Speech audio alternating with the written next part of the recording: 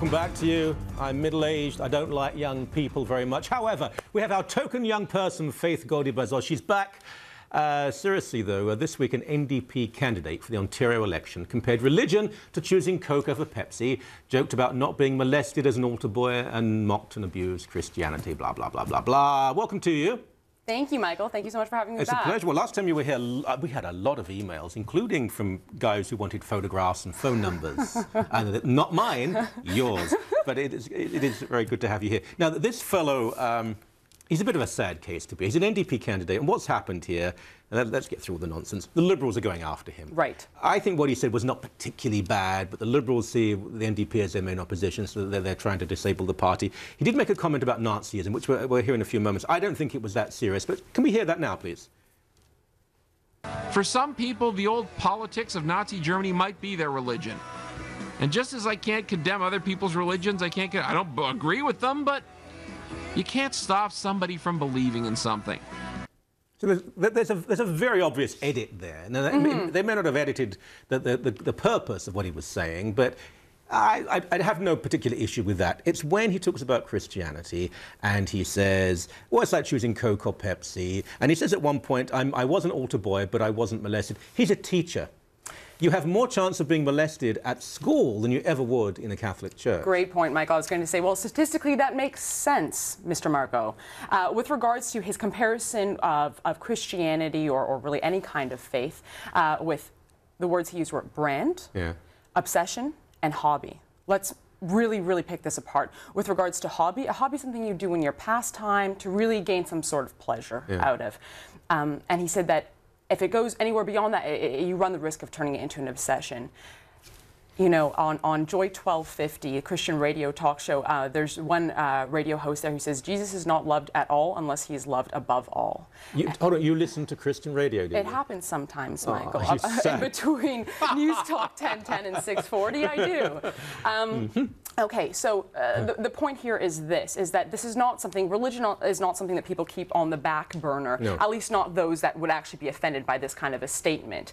With regards to an obsession denotes that you have no free will in this, and an integral part of Christianity is the fact that we have free will. And with regards to the pleasure, Michael, I do gain pleasure from being a Christian. However, there are some really painstaking parts of it. An evaluation of conscience every single night when I come home to realize how many times I've walked away from God in a day is not really a pleasurable task. God, you are the real thing, aren't you? It's very, very impressive. I think that's tremendous. He's a fairly anonymous. I feel a bit sorry for him at this point. Have you seen the photographs? I've seen, okay, well, let's stay away from that. But I did go on to his website. He's a teacher, isn't he? Right. And he's influencing other people. But what's really astounding to me about this, Michael, is that the party has in no way denounced these comments. Oh, they defended him. Yeah, that's scary. It's one thing, okay, you had an oddball on your candidate list. That's fine, that's to be expected. However, for the party leader not to denounce these outrageous comments, this bigotry, to me, it's even more offensive. Have you met Libby Davies?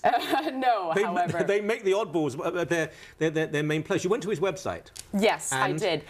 Well, about 2 minutes into the first podcast I listened to, I realized that I had completely spaced out and was much more focused in something else. He went from talking about being a candidate to then talking about, I think it was the Grateful Dead or some other band. It was completely psychotic, to be honest. Forgive me for saying that, but I'm being, you go there, I forget what the website's called, loveandhate.com or something like that. It's bizarre.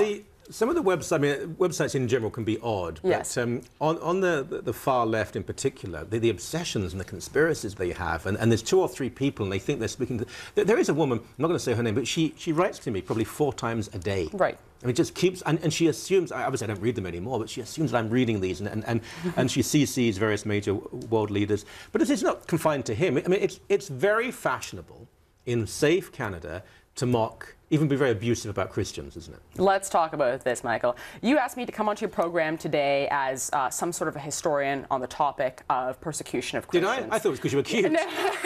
Stop it. Look, the historian has a powerful position in the sense that they're to depict a scenery to you. The scenery could be blue, but if they shine a yellow flashlight, all of a sudden you'll see green. So I'd like to present facts to you. With regard, I could sit here and talk to you about Saint Jean de Brébeuf and how he was killed by the Iroquois, but it was just as much about warring Native tribes as it was about persecution for his beliefs. Well We're said. in a new age here where persecution of Christians is very real, and I would start this new age at the patriation of our Constitution by Pierre Elliott Trudeau that gave a distinct individualistic character to how we were to interpret our Constitution, namely through the embedded Charter of Rights and Freedoms. Okay, so sparing you 200 years of history, within the past 15 years, there have been very, very real, official and I would say unofficial forms of persecutions of Christians.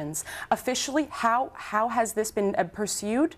Well, the onslaught has really been led by human rights councils and human rights tribunals across all the provinces. And so-called popular entertainment. You mentioned a comedian. Oh, I've got a few great cases here, Michael. I was on a stage with her once, and she was painfully unfunny. Yeah. And the whole point seems to be that she's gay, and so that gives her a certain status. And then these horribly banal comments, and no one laughed, but she has a certain following because, I suppose, of her sexuality. But she said that if I'll read this one quote to you. Michael, I don't usually bring notes, but it seems to me that these activists are out for blood or money, and I like my blood where it is, and I can't afford a lawsuit. So here I am.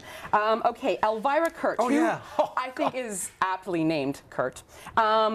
Okay, so this was just a few days ago outside of Queen's Park. Yeah. There was a rally of 120 students, and she addressed them as such. Team gay, ... Keep fighting the fight, and know that if he were alive today, Jesus would be in your school's GSA. That's Gay Straight Alliance. Jesus would be in your school's GSA. It's such a suburban comment, but comedy. You think of those comics in the Czech Republic in particular, but also the Soviet Union under Stalinist rule. They were so funny, and such. Lenny Bruce. You think of Defoe and Swift being arrested for their satire, and then we have this pathetic nonsense. It's so. This is the kind of persecution that's happening at. Look, persecution can either come from government or society. This is societal, this is unofficial. However, I'm talking about real persecution that's coming through legislation, through quasi-judicial bodies. Token young person, yes. As an older man, be quiet.